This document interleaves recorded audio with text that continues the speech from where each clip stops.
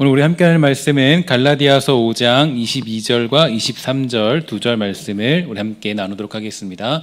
갈라디아서 5장 22절과 23절 말씀입니다. 갈라디아서 5장 22절과 23절 말씀, 우리 말씀을 우리 함께 우리 각자의 자리에서 한 목소리로 우리 두 절 말씀이니까 읽도록 하겠습니다. 시작. 오직 성령의 열매는 사랑과 희락과 화평과 오래 참음과 자비와 양선과 충성과 온유와 절제니 이 같은 것을 금지할 법이 없느니라. 아멘. 우리 지난주부터 우리는 이 성령의 9가지 열매에 대하여서 함께 나누기 시작했습니다. 하나님은 무엇보다 우리가 성령의 열매를 맺기 원하시는데요. 이 성령의 열매를 맺는 것은 하나님의 소원일 뿐 아니라 또 하나님의 뜻이자 우리를 구원하신 이유이며 목적이 됩니다. 야고보서 4장 5절은 말하기를 너희가 하나님이 우리 속에 거하게 하신 성령이 시기하시기까지 사모한다 하신 말씀을 헛된 줄로 생각하느냐 이렇게 되어 있는데요. 이 성령이 시기하기까지 사모하신다는 것을 새로운 번역에서는 그리워하신다 이렇게 번역을 하였습니다. 다시 말해서 성령이 바로 우리를 하나님의 말씀대로 인도하시기를 그리워하고 강렬하게 소원한다라는 그런 뜻이 여기에 담겨져 있는 것입니다. 자녀가 빨리 자라고 또 싶은 소원과 이 부모가 자식이 빨리 자라도록 이 철이 들기를 바라는 소원 중에 누가 더 큰 소원일까요? 당연히 자녀의 마음보다 이 부모의 마음이 훨씬 더 클 것입니다. 우리 성령님도 그렇습니다. 바로 우리들이 이 성령의 열매를 맺기 원하는 것보다 우리의 아버지 되신 하나님께서 우리가 더욱더 성령의 열매를 맺기 원하십니다. 갈라디아서 5장 16절과 17절은 말하기를 내가 이르노니 너희는 성령을 쫓아 행하라 그리하면 육체의 욕심을 이루지 아니하리라. 육체의 소욕은 성령을 거스리고 성령의 소욕은 육체를 거스리나니 이 둘이 서로 대적함으로 너희의 원하는 것을 하지 못하게 하려 함이니라. 아멘. 이렇게 말하고 있습니다. 여기서 성령을 쫓아 행하라 이 얘기는요, 이 현재 시제로 이렇게 작성이 되어져 있는데요. 영어로 보면 그렇게 작성되어 있습니다. 그래서 이게 만약에 과거 시제로 작성되어져 있다면 이 과거에 한번 일어난 일로 그 결과가 계속 지속되는 것이지만 현재 시제라면 그 일이 오늘도 내일도 매일 지속적으로 계속 그렇게 이루어져야 한다는 것을 가르쳐주고 있는 내용입니다. 그렇기 때문에 성령을 쫓아 행하는 일은 마치 숨 쉬는 것처럼, 마치 심장이 뛰는 것처럼, 매일 밥을 먹거나 물을 마시는 것처럼 계속되어야 한다는 것을 얘기해주고 있는 내용이죠. 또한 우리가 주목해야 될 것은 현재 갈라디아서를 통해 보고 있는 성령의 9가지 열매, 이 9가지 열매가 사실은 이 성경을 보면, 이 원어적으로 보면 이게 복수가 아니라 단수로 사용되어져 있습니다. 그러니까 이 말은 곧 성령의 열매는 하나이지만 9가지 모양으로 나타난다는 것인데요. 그걸 대표하는 열매가 바로 사랑입니다. 그러니까 성령의 열매를 한마디로 표현하냐면, 단수로 표현한다면 바로 그것이 사랑이 될 수 있는 거죠. 그래서 예수님은 이 다음과 같이 우리에게 말씀해 주십니다. 요한복음 13장 35절인데요. 너희가 서로 사랑하면 모든 사람이 그것으로서 너희가 내 제자인 줄 알겠다. 이렇게 말해주고 있습니다. 그러니까 우리가 그 성령의 열매를 맺는 것, 그게 사랑인데 이 사랑의 열매가 나타날 때 그때 바로 너희가 내 제자인 줄을 알 수 있겠다. 이렇게 말해주고 있는 것입니다. 그래서 결국 사랑은 성령의 열매이고 성령의 열매가 나타날 때 신실한 제자로서의 삶을 살게 되는 겁니다. 저와 여러분들이 받은 선물과 그 특권은 무엇입니까? 여러분들이 받은 그 예수 믿는 특권은 과연 어떤 걸까요? 우리는 그저 구원이라는 결승선을 무사히 통과하기 위하여서 부름받은 것이 아니라 사실 우리에게 가장 중요한 특권은 인생 전체에서 신실하게 주님의 제자로 살아갈 수 있는 은혜를 부여받게 된 것이죠. 바로 우리가 성령의 열매를 맺을 수 있고 사랑의 열매를 맺을 수 있는 존재로 거듭나게 된 것, 이것보다 우리에게 더 큰 그런 축복은 없다는 것입니다. 그래서 우리는 이 신실한 인생 전체에서 신실한 주님의 제자로 살아갈 수 있게 하는 은혜라는 걸 보장받게 되었습니다. 특히 우리는 예수 그리스도의 사랑을 먼저 그렇게 받은 사람이기 때문에 이 자유롭게 그 사랑을 실천할 수 있고 하나님께 은혜로 비탄감을 받았기 때문에 욕심을 버리고 남들을 아낌없이 사랑할 수 있는 축복을 누리게 된 것이죠. 종종 세상은 우리에게 편협하다고 말합니다. 기독교인 또 예수 믿는 사람들, 이런 사람들은 독선적이다, 어떻게 보면 정말 편협하다, 이렇게 말할 때가 많이 있는데요. 사실 진리라는 건 독선적일 수밖에 없습니다. 진리가 포용한다면 말이 안 되겠죠. 왜냐하면 진리라는 건 이 독선이 필요하고, 진리라는 건 당연히 어떤 것과도 타협할 수 없는 그런 모습들이 바로 진리입니다. 그래야 진리가 될 수 있는 거죠. 하지만 여러분, 그 독선을 품을 수 있는 것이 바로 무엇이냐? 무한한 하나님의 사랑이 됩니다. 하나님이 가장 구체적으로 그 독선적인 진리의 복음을 우리에게 소개하실 때는 가장 광활하고 이 놀라운 방법을 사용하셨는데, 저와 여러분들이 너무나도 잘 아는 말씀이 한 가지 있습니다. 바로 요한복음 3장 16절 말씀인데요. 하나님께서 세상을 이처럼 사랑하셔서 외아들을 주셨다, 이렇게 우리에게 알려주고 있죠.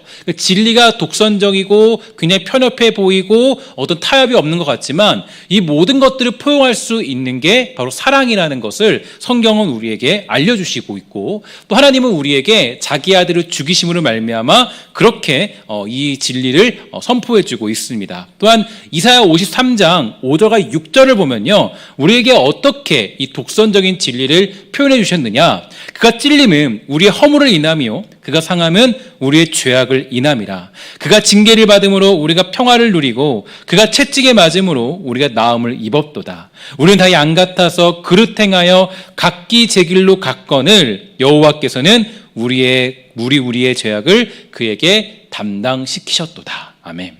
하나님은 사랑으로 자기의 진리를 바로 우리에게 증명해 주셨습니다. 사랑은 마치 망원경과 같아서 이 진리를 더욱 가까이 볼 수 있는 아주 중요한 역할을 하게 되죠. 그래서 우리가 사랑의 열매, 곧 이 성령의 열매를 맺게 될 때 많은 사람들은 하나님을 더욱더 가까이 정확히 볼 수 있는 겁니다. 지금 우리는 이 땅에서 세상에 뜨거운, 아주 따가운 시선을 받고 있습니다. 야, 기독교가 그동안 너무 독선적이지 않았어? 너무 이기적이지 않았어? 야, 너희들 너무 이웃을 배려하지 않는 거 아니야? 물론 대부분의 그리스도인들이 그렇지 않아요.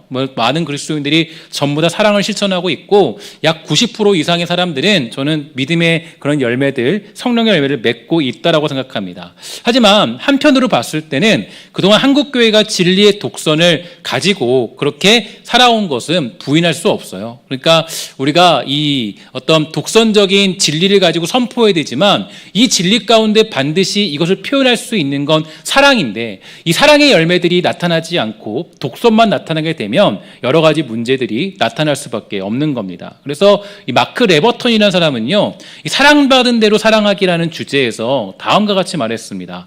특히 우리가 하나님의 사랑을 전할 때 자기 희생적인 사랑의 열매가 더욱 분명하게 드러나지 않으면 우리의 독특한 주장은 더 부패하고 악하게 보일 것이다. 매우 일리 있는 그런 내용이죠. 그러니까 진리라는 독선만 남게 되면 우리는 부패하고 악하게 보이지만 그 독선적인 진리가 사랑을 만나서 광활한 하나님의 그 계획과 그분의 뜻을 나타낸다면 그것보다 중요한 내용이 없다라는 겁니다. 그러면 제가 곰곰이 생각을 해봤어요. 어떻게 구체적으로 우리가 사랑을 할 수 있을까? 여러 가지 이야기들을 할 수 있겠죠. 제가 사랑에 관해서 이런저런 논리적인 내용들, 성경적인 내용들을 다 얘기할 수 있겠지만, 오늘 제가 여러분들에게 좀 집중적으로 나누고 싶은 사랑의 방법은 조금 행동적인 측면입니다. 그래서 그 행동적인 측면 중에서도 우리의 아주 중요한 언어 습관에 관한 건데요. 이 말로 천냥빛을 갚는 사람도 있지만 오히려 말로 청량빛을 지는 사람도 있습니다. 사랑의 시작은 저는 말로부터 시작한다고 생각해요. 그래서 그 말이 열매를 맺게 되는 거죠. 그러니까 행동의 시작은 말로부터이기 때문에 우리는 말이 곧 사랑이라는 생각을 잊지 말아야 됩니다. 그래서 오늘 저는 다음과 같은 몇 가지 중요한 언어의 습관들을 통하여서 우리가 이 사랑을 표현할 수 있는 그런 한 주가 되기를 간절히 소망하는 마음으로 이 말씀을 준비해 보았습니다. 첫째로 무엇보다 우리는 신중하게 말하며 말하기 전에 생각하는 습관이 필요하다고 생각합니다. 이 스티브 메이라는 사람은 이 혁명적인 인간관계의 변화를 위해서는 몇 가지가 필요하다라고 그렇게 말하고 있는데요.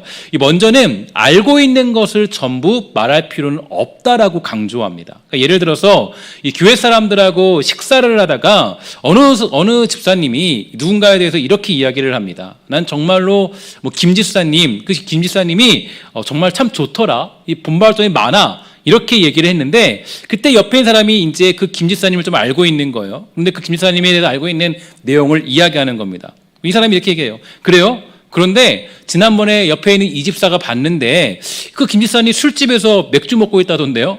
이렇게 얘기한다거나, 더군다나 그 사람 정신과 치료도 받고 있어요. 세상에 그렇게 정신없는 사람이 어디 있는지 모르겠어요. 이렇게 얘기했다는 거예요.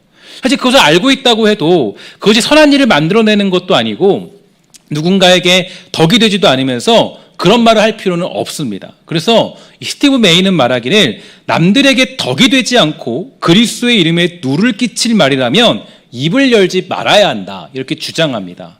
또한 이 자기 생각을 전부 말할 필요가 없다라고 강조하고 있는데 이 모든 분야에 걸쳐서 자기가 남들보다 아는 게 조금 더 많다고 믿는 사람들이 종종 있게 되죠. 그들은 기회가 생길 때마다 열변을 토하는 게 이 자신의 의무다라고 믿고 있고 어떤 주제든 간에 자신이 서론을 열고 결론을 내려야 한다, 이런 생각을 합니다. 여러분 혹시 그런 사람들을 만난 적이 있습니까? 굉장히 지치고 괴로울 때가 많이 있게 되죠. 정말 우리는 이 생각하는 것을 전부 다 말하지 않아도 괜찮아요. 때로는 침묵이 지식과 비슷하고 침묵이 오히려 누군가를 섬기는 사랑의 표현이 되기도 합니다. 침묵하면 오히려 현명한 사람이라는 인상을 줄 수 있기 때문에 굳이 무엇을 알고 있다고 해서 다 말할 필요도 없습니다. 그것으로 자신을 증명할 필요도 없어요. 침묵할 때 오히려 이 자기의 마음을 더욱 깊이 전달할 수 있기 때문입니다. 어떤 사람은 정말 신앙이 깊어서 사랑을 실천하려고 애를 쓰는데 그저 자기가 아는 걸 다 말하려고 하다가 사랑의 실천을 오히려 망치는 사람들도 있게 됩니다. 또한 내가 들은 것을 전부 다 누군가에게 옮겨줄 필요도 없겠죠. 험담이 문제가 되는 것은요, 우리가 들은 내용이 사실이 아닐 공산이 굉장히 크기 때문입니다. 사람들이 입을 거치면서 사실은 부풀어지게 마련이죠. 우리는 험담에 대해서 대수롭지 않게 생각하지만 솔로몬은요, 험담에 대해서 다음과 같이 말했습니다. 잠언 16장 28절인데요. 삐뚤어진 말을 하는 사람은 다툼을 일으키고 중상하는 사람은 친한 벗들을 이간시킨다, 이렇게 말했습니다. 그러니까 우리가 신나게 누군가를 험담할 때 하나님은 그런 행동을 가지고 삐뚤어졌다, 이렇게 말씀하시죠. 믿기 힘들겠지만 성경은 그렇다고 말합니다. 하나님은 차라리 우리에게 사랑을 실천하는 방법 중에 중요한 내용을 우리에게 선포하시는데요. 잠언 17장 9절을 보면 허물을 덮어주면 사랑을 받는데요. 그리고 허물을 거듭말하면 친구를 갈라놓는다고 합니다. 그러니까 이게 굉장히 저는 중요하게 다가온 게 우리가 말 하나로 사랑을 실천할 수 있고 그 사랑을 느낄 수도 있지만 말 때문에 이 사랑이 모든 게 깨지기도 한다는 것을 확인하게 되었습니다. 들은 것을 전부 다 옮기면 사랑과 우정은 파괴되기 때문에 우리는 말하기 전에 생각하고 또 말할 가치가 있는지 고민하는 것이 그 사랑의 실천이 되는 시작점이 되는 겁니다. 두 번째로 우리는 말할 때 우리가 내가 아는 것이 모두 사실인지 거듭 확인할 필요가 있게 되는데요. 일단 그 리처드 주얼이라는 사람이 있습니다. 이 사람은 1996년 애틀랜타 올림픽에서 이 폭탄 테러가 일어났을 때 최초로 현장에 나타났던 경비원으로 알려져 있어요. 그는 성실하고 용기 있게 행동한 진짜 영웅으로 그렇게 볼 수 있습니다. 그런데 FBI가요, 이 리처드 주얼을 의심하기 시작해요. 그를 테러 용의자로 지목하게 되었습니다.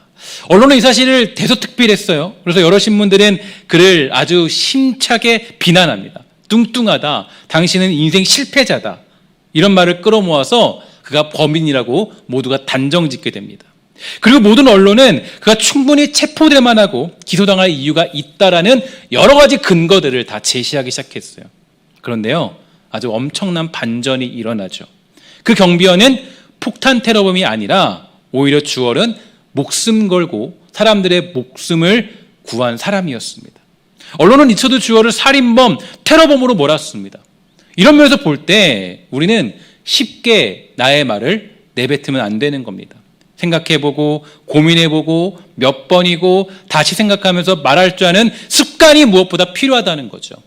잠언 18장 13절은 말하기를 미련한 사람의 말은 교만하여서 매를 자청하지만 지혜로운 사람의 말은 그를 지켜준다라고 이야기합니다.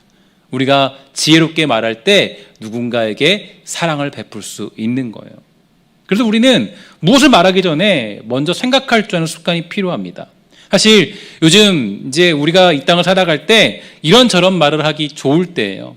이런저런 말을 쉽게 할 수 있는 그런 시간들을 보내고 있지만 이런 때일수록 우린 생각해보고 조심하여서 우리의 사랑이 왜곡되지 않도록 신중할 필요가 있습니다. 세 번째로 말이라는 건 누군가를 살리기도 하고 죽이기도 합니다. 그래서 말은 사랑을 드러내기에 가장 좋은 방법이 되는데요. 간단한 예로 스티브 메이가 이렇게 주장을 하더라고요. 아내에게 샌드위치를 만들어주던 한 남편이 있었습니다. 근데 그 남편에 관한 이야기인데 이 남편은 빵의 끝부분을 잘라서 샌드위치를 만들어줍니다. 그러나 남편에게 샌드위치를 받은 아내는 버럭 화를 냈어요. 샌드위치 끝부분은 이제 저게 지긋지긋해요. 어떻게 20년 동안 저에게 이렇게 줄 수가 있죠? 왜 매번 나한테 끝부분만 주는 거예요? 남편이 얘기합니다. 아내를 보면서 말하기를 여기가 내가 제일 좋아하는 부분이니까 이렇게 얘기했다 그래요. 여러분 우리가 말 한마디에 사람을 살리고 죽일 수도 있는 겁니다.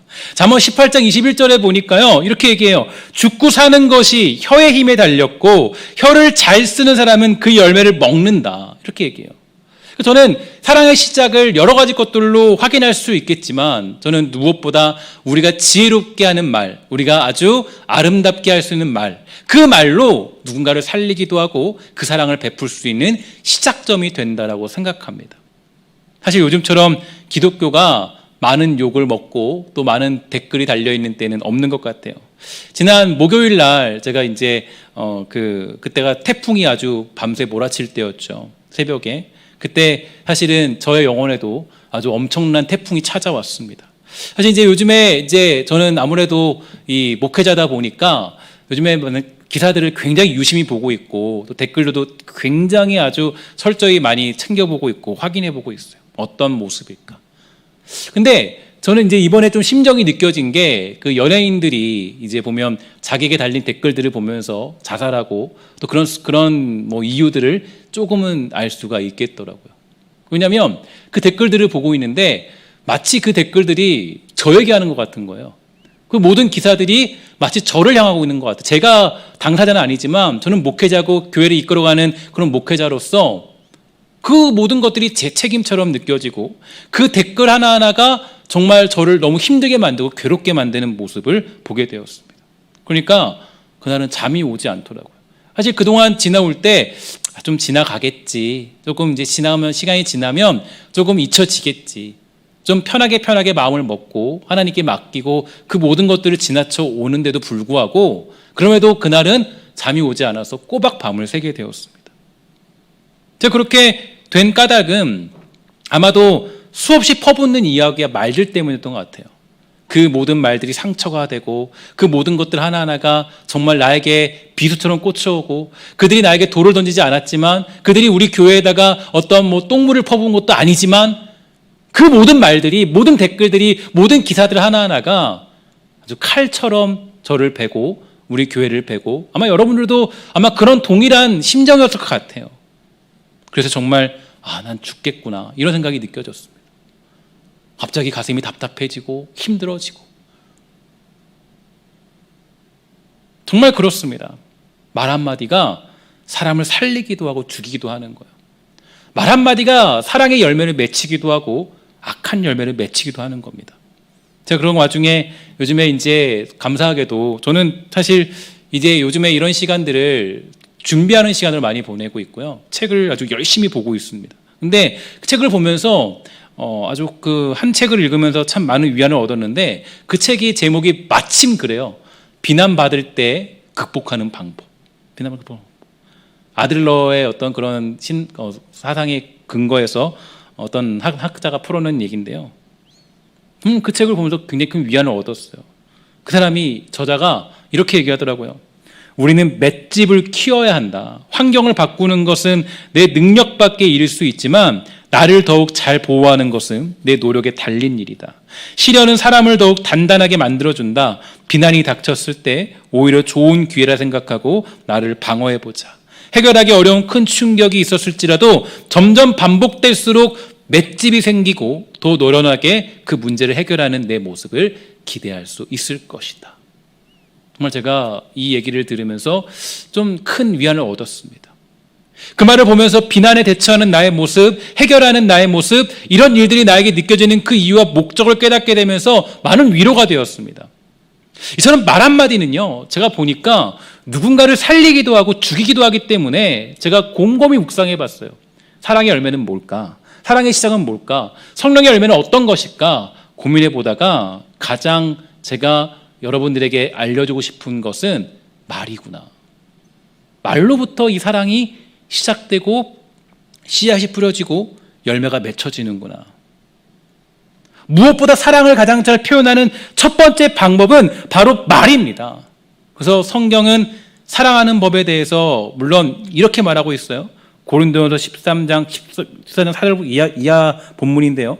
사랑은 오래 참고, 사랑은 온유하며, 시기하지 아니하며, 자랑하지 아니하며, 교만하지 아니하며, 무례행하지 아니하며, 자기의 유익을 구하지 아니하며, 악한 것을 생각하지 아니하며, 불의를 기뻐하지 아니하며, 진리와 함께 기뻐하고, 모든 것을 참으며, 모든 것을 믿으며, 모든 것을 바라며, 모든 것을 견디느니라. 사실 이게 사랑의 측면의 행동적인 측면이고 우리가 이루어야 될 사랑의 모습은 맞습니다. 저는 오늘 이 시간 여러분들에게 정말 많은 사랑의 방법과 정의와 심오한 그런 이야기들을 여러분들에게 해석하여 풀어낼 수 있고 이야기할 수 있겠지만 고민해 봤습니다. 한 주간 여러분들이 말씀을 듣고 갑자기 오래 참으세요, 온유하세요, 시기하지 마세요, 이렇게 얘기하면 굉장히 어려울 것 같더라고요. 제가 그래서 보니까 가장 일주일 동안 실천할 수 있는 사랑의 시작법, 변화의 가장 원초적인 접근법이 뭔가 보니까요, 바로 우리의 말이 사랑의 언어로 바뀌어야 합니다. 우리의 말로 우리의 언어가 바뀔 때 바로 그 사랑이 시작되는 것이고 성령의 열매가 맺히는 것이에요. 표현 없는 사랑은 전혀 사랑인 줄 알 수 없는 것처럼 변화되지 않은 말로 사랑의 열매를 맺는 것은 정말 어렵습니다. 그러한 예가 이미 출애굽기에 잘 등장하지 않습니까? 출애굽한 이스라엘 백성들이 시내산에서 대열을 정비하고 광야길을 떠난 지 겨우 3일이 되었을 때 이스라엘 백성들은 힘들다고 온갖 불평과 원망들을 다 쏟아냈습니다. 400년 넘는 노예 생활에서 해방시켜줬는데 3일의 광야 생활을 견디지 못한 거예요. 그리고 하나님은 이 불평과 원망의 말들을 그냥 넘기지 않으셨어요. 민수기 11장 1절에 보니까 여호와께서 들으시기에 백성이 악한 말로 원망하매 여호와께서 들으시고 진노하사 여호와의 불을 그들 중에서 불어서 진영 끝을 사르게 하시매. 또한 시편에 보면 39편 1절을 말합니다. 내가 말하기를 나의 행위를 조심하여 내 혀로 범죄하지 아니하리니 악인이 내 앞에 있을 때 내가 내 입에 재갈을 먹이리라 하였도다. 그래서 저는 오늘 말씀을 준비하고 정리하면서 이런 결론을 내렸습니다. 성령의 열매는 사랑인데 사랑의 열매의 시작은 바로 우리의 언어부터구나. 우리의 말부터구나. 내가 이 말로 누군가에게 사랑을 줄 수 있고 이 말로 누군가에게 사랑을 베풀 수 있구나. 그리고 사랑이 그 말로 시작될 때 그때 우리가 행동으로 그 모든 것들을 옮길 수 있는 시작점이 되는 거예요. 사랑하는 여러분, 우리를 향한 하나님의 뜻은 무엇입니까? 데살로니가전서 5장 18절에 봅니까? 범사에 감사하라. 이것이 그리스도 예수 안에서 너희를 향하신 하나님의 뜻이다. 하나님은 당신의 자녀들이 성령의 열매, 사랑의 열매를 맺히기를 원하십니다. 무엇보다 저는 그 시작은 바로 말로부터 시작한다라고 생각해요. 감사의 말, 감사의 표현. 아까도 우리 기도하실 때 처음에 시작할 때 감사에 대한 이야기를 참 많이 하셨는데 요즘 같은 때 정말 우리가 감사의 말이 무엇보다 필요한 것 같습니다. 원망할 수 있죠. 절망에 빠질 수 있죠. 제가 한 예화를 보는데 이 마귀들이 하는 그런 이야기를 재밌게 에피소드로 풀어놓은 거예요. 근데 그 아주 원로 마귀가 풋내기 마귀한테 그래요. 내가 가장 잘 사용하는 무기는 뭔지 아니? 그건 바로 절망이야. 절망. 그죠? 절망으로 사람들을 아주 수없이 무너뜨렸어. 근데 여러분, 우리가 언어를 감사의 언어로 바꿔보십시오. 그죠? 사실 정말 이 사실을 보고, 이 현상을 보고 감사하다고 말할 수 있는 그 특권이 어디 있습니까? 사실 우리가 원망할 수 있지, 절망할 수 있잖아요. 왜 이거밖에 되지 않아? 저 동역자들하고도 항상 요즘에 이 사역개발에서 같이 있으면서 그런 얘기를 많이 해요. 야, 그래도 우리 이 기회를 잘 이겨내자. 뭐 이 절망스러운 상황이라고 얘기 안 합니다. 오히려 여기서 우리는 하나님의 뜻이 있고 하나님의 인도하심이 있다는 걸 믿고 오히려 이것을 기회로 삼고 더 열심히 잘하자. 사실 정말 그래요. 제가 개인적인 고백이지만 이런 생각을 했습니다. 내가 만약에 이 코로나 사태를 지나지 않았으면 저의 목적은 아마 단 한 가지였을 거예요. 사람들 불러 모으고 교회 부흥시키는 거. 물론 저는 그런 생각을 갖고 있지 않지만 저도 어쩔 수 없이 모든 상황들 속에서 야, 교회 좀 부흥시켜야지, 사람들 많이 모이게 만들어야지, 그랬을 거예요. 근데 곰곰이 생각해 봤어요. 제가 오히려 이 시간을 지나면서 깨닫게 되는 게 있더라고요.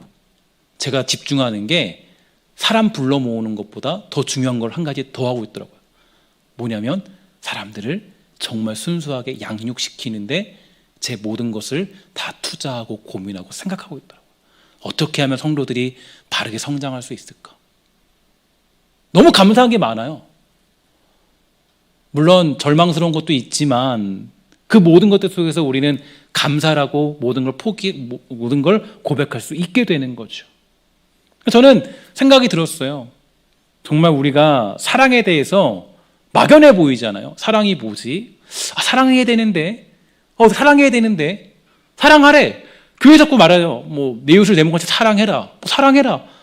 몸을 불살로 사랑해라. 그럼 내가 뭐, 지하철에도 뛰어들어야 되나? 뭐, 저 죽음의 사람들을 내가 위해서 대신 죽어야 되나? 여러 가지 것들을 할 수 있겠지만, 사실 우리는 가장 작은 걸 보지 못해요. 한 원로 목사님이요. 그때 제가 이제 설교를 듣는데 어떤 분이 이렇게 얘기하셨어요. 교회가 세계 선교 외치는데 교회 주방에 설거지 하나는 감당하지 못한다고. 여러분, 되게 우리에게 너무 중요한 메시지죠. 너무 큰 거 막 사랑 뭐 불살라야 된다. 근데 사실 우린 뭘 못하고 있어요. 말로 한 사람 살려내지 못해요. 내 언어로 누군가를 죽이는 데 힘썼지 말로 사람을 살려내고 그 사람을 사랑을 베푸는 걸 하지도 못한 채 너무 큰 것만 꿈꾸고 있지는 않은가. 저는 그래서 여러분들과 제가 하나님이 어쩌면 우리들을 침묵시키고 있는 것 같아요. 그죠? 교회 와서 침묵해라. 그죠? 우리 그동안 현장 예배할 때도 다 얘기도 못 하잖아요. 다 마스크 쓰고. 조용히 해. 그죠? 오히려 침묵한 게 나아. 얘기하면 다 뭐예요? 서로 위로되고 그러면 좋겠지만 오히려 그런 걸 하지 못하는 인간의 현실을 하나님이 아시고 어쩌면 우리의 입을 닫게 만드시는 건지도 모르겠습니다. 에베소 4장 25절에 보니까 다음과 같이 말해요. 그런즉 거짓을 버리고 각각 그 이웃과 더불어 참된 것을 말하라. 이는 우리가 서로 지체가 됨이라. 말로부터 시작한 건 말로부터. 예수를 믿고 있는데 아직도 내 언어가 그 상태라면 우린 다시 내가 예수 믿는 거에 대해서 원점으로 돌아가야 됩니다. 제가 이 말에 대해서 굉장히 좀 자주 가끔씩 강조하는 이유는 사실 제 경험이 또 그런 게 있어요. 제가 예수님을 처음 만났을 때 주님이 저에게 가장 요구했던 게 한 가지 있었거든요. 바로 언어에 대한 그런 버림. 그죠? 정말 그런 것에 대한 하나님의 아주 강력한 도전이 있었어요. 그래서 저는 사랑의 실천과 그리스도인의 시작은 성령의 열매를 맺는 가장 첫 번째 요점은 말에 있다고 생각합니다. 지혜가 필요해요. 다시 우리는 서론으로 돌아가서 복음이라는 건 아까 말씀드렸듯이 정의가 독선적이라고 얘기했습니다. 독선적이에요. 타협이 없어요. 타협이 있으면 안 돼요. 진리는 타협이 있는 순간 진리가 깨져버립니다. 그래서 여러분, 진리는 타협이 있으면 안 돼요. 독선이 필요해요. 그 독선적이며 외골수 같은 게 맞습니다. 외골수를 걸어야 돼요. 현장 예배 우리 당연히 드려야죠. 어쩔 수 없이 우리가 온라인 예배 드리고 있지만 정말 너무 이거는 어떤 보편적인 복음법에 의해서 우리가 드리는 걸 뿐이고 당연히 우리는 예배 드리는 게 우리의 진리예요. 당연히 우리는 이거는 벗어날 수 없는 진리예요. 그러나 거기에 뭐가 있어야 돼요? 이 독서는 뭘로 표현된다 그랬어요? 사랑으로 표현돼야 돼요. 사랑으로. 그런데 어떤 사람들은 진리를 말하긴 하는데 너무 무섭고 무례하게 말합니다. 그러니까 진리를 말하면서 사람에게 너무 큰 상처를 주고 전혀 상대방이 고려되지 않습니다. 어떻게 거기서 복음이 드러날 수 있겠습니까? 저는 오늘 우리 사랑하는 신성교회 성도들과 권속들이 한마디 말로 다른 이들을 살려주는 사랑의 메신저가 되기를 간절히 소망해 봅니다. 가족들끼리도요. 사실 보면 제일 많이 상처받는 사람들이 누구냐면 우리 엄마래요. 우리 아빠래요. 참 속상한 일이죠. 그죠? 저도 보면 이런 말 하지 말았어야 되는데. 제가 한 글을 봤는데 그 사람이 정말 너무나도 안타깝게 이제 어떤 절망의 길을 택했습니다. 근데 그 이유가 뭐냐면 2년 전에 그 어머니가 한마디 말을 던진 거예요. 그 말을 가슴에 품다가 그 말 때문에 폭식증이 걸려서 폭식증을 가지고 살다가 갑자기 자살을 택하게 됩니다. 깜짝 놀랐어요. 한마디 말로 사람을 살리고 죽일 수 있습니다. 사랑의 시작은 바로 여기서부터예요. 여러분, 그래서 혹시 주변에 여러분 가족들이 있다면 위로의 말을 쉽게 좀 건네보십시오. 남편에게 수고해서 너무 고마워. 아내에게 가정을 지켜서 너무 감사해. 자녀에게 내 딸이고 내 아내라서 내 아들이라서 너무 고마워. 너무 감사해. 난 너가 너무 좋아. 너무 사랑해. 이게 바로 사람을 살리는 사랑의 열매 아니겠습니까? 하나님의 사랑이 전달되는 건 우리의 언어부터입니다.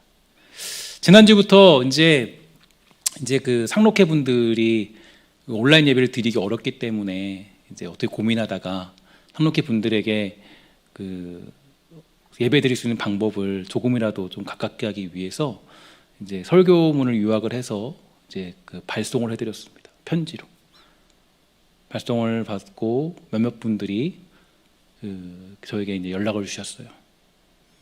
그분이 그 설교 요약을 해서 편지와 함께 보내드리니까 한 분이 저에게 이제 문자를 보내주셨어요.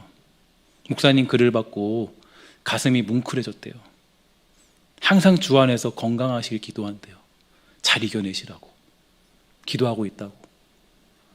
근데 저도 그 글을 받으니까 회복이 되더라고요.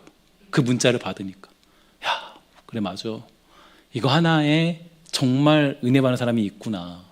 작은 글이지만, 작은 메시지지만, 작은 한마디 말이지만 여기에 내 진심을 담아서 비록 내가 행동으로 좀 부족해 보인다 할지라도 내가 이 말로 이 사람을 위로할 수 있고 살릴 수 있구나. 근데 저도 그 문자를 받으니까 너무 행복하고 너무 즐겁고 너무 기쁘더라고요. 그리고 그 문자를 보면서 열심히 목회하고 성도를 사랑해야 될 이유를 다시금 보게 되었습니다. 오늘 여러분의 진실된 말로 좀 어색하고 힘들 수 있겠지만 우리 생각나는 지체들과 가족들 그리고 이웃들에게 막막한 이 시대 속에서 한 줄기 빛과 같은 말을 전달해 줄 수 있다면 어떻겠습니까? 그것이야말로 진짜 사랑의 열매를 맺을 수 있는 방법 아닐까요? 여러분, 가장 먼저 실천해야 될 거는 여러분의 가족들이고요. 또 여러분 생각나는 주변에 우리 신성의 지체들이 있으면 여러분 그분들에게 한번 문자라도 한번 넌지시 써서 작성해서 보내주시면 좋을 것 같아요. 집사님, 제가 집사님에서 기도하고 있어요. 권사님을 제가 기도하고 있어요. 제가 그래서 사실 지금 할 수 있는 게 이런 거밖에 없더라고요. 누군가를 만날 수도 없어요. 2부 때 잠깐 말씀드렸지만 잠깐 누군가와 제가 이제 식사를 하려고 했는데 식사를 할 수 없더라고요. 왜냐? 저는 먹을 수 있는데 성도님이 그러는 거예요. 성도님이 걱정하는 거예요. 교회 와서 누 끼칠까 봐. 혹시라도 내가 와서 누를 끼치면 어떡해요. 그래서 좀 다음에 하면 좋을 것 같아요. 정말 그렇더라고요. 제가 근데 보니까 할 수 있는 게 사실 가장 좋은 게 위로의 격려 문자로 사랑을 나누는 거더라고요. 그래서 제가 요즘에 지난주부터 시작한 게 이제 특히 10의 1조를 들으신 분들에게는 제가 특별히 그 기도문을 작성해서 따로 보내드리는데 이유가 있어요. 일단 여기 와서 축복 기도를 해줘야 되는데 할 수가 없으니까. 제가 그래서 그분들마다 늘 이렇게 해서 기도문을 작성해서 보내려고 지난주부터 시작을 했는데 그분들이 그래도 너무 감사하고 너무 은혜를 누리고 힘을 얻더라고요. 저도 마찬가지로 그 단문을 받으니까 너무 힘을 얻고 제가 그래서 결론 내린 게 이겁니다. 너무 거창하게 사랑하려고 하지 마세요. 너무 거창하게 사랑의 열매를 맺어야겠다. 뭐 몸을 불살라야지. 물론 이건 우리가 나중에 가야 될 모습들이에요. 그러나 우리의 시작은 어디에 있어요?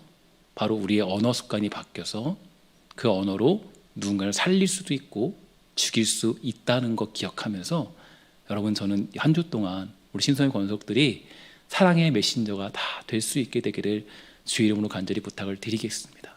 여러분들 언어의 축복들 힘을 내어서 정말 위로하고 예배하기 힘쓸 줄 아는 그런 위로의 언어들을 한 주 동안 가지고 사랑의 열매를 맺게 되기를 주의 이름으로 간절히 부탁을 드리겠습니다. 기도하도록 하겠습니다. 우리 하나님, 우리 주님께서는 막달라 마리아에게도 사랑의 언어로 표현하셨고 주님의 말씀으로 수많은 사람들에게 자기의 사랑을 나타내셨고 또 말씀이신 예수님께서 이 땅에 오셨다는 건 곧 그 사랑으로 우리에게 말씀하셨다는 것을 의미합니다. 하나님, 우리가 언어가 바뀌지도 않고 말로는 상처를 주면서 행동으로 누군가를 사랑한다는 것은 너무나도 옳지 않은 이야기입니다. 우리 사랑하는 성도들이, 신성의 권속들이, 또 주의 백성들이 우리의 시작인 그 말로 먼저 변화가 있도록 허락하여 주시고 하나님을 깊이 사랑하는 복된 은혜의 시간들을 우리 모두에게 베풀어 주시옵소서. 모든 말씀 예수님의 이름으로 간절히 기도합니다. 아멘.